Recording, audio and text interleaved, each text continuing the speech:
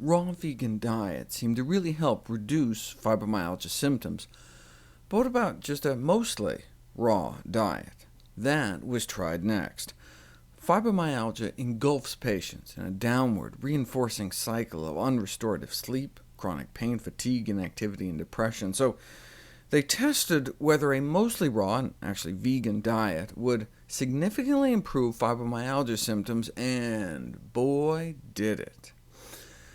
FIQ is the standard survey designed specifically to measure the impact of fibromyalgia on a person's life.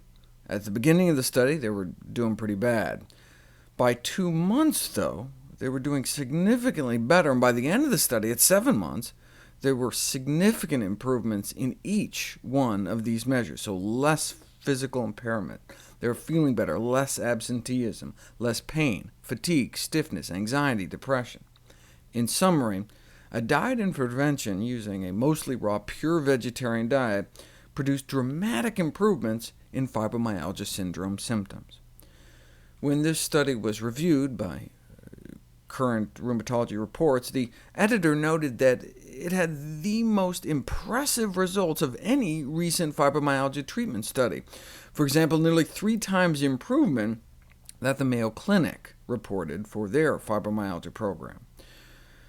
Yes, it was not a double-blind, placebo-controlled study, but as they note, it's difficult to design such a study when it comes to diet, since people tend to notice when they've switched to a vegan diet.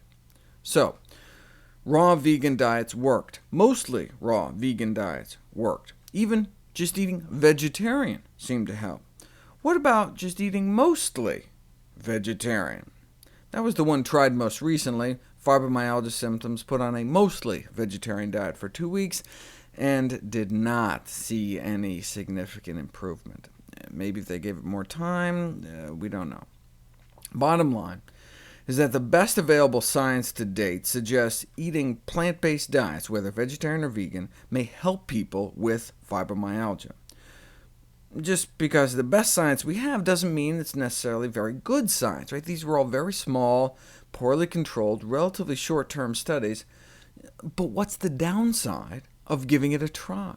It turns out that people with chronic widespread pain syndromes tend to eat pretty crappy diets, perhaps explaining their higher rates of other chronic diseases such as cancer and cardiovascular disease. So even if a healthy diet doesn't help their fibromyalgia symptoms, at least it may prevent them from falling ill with something else.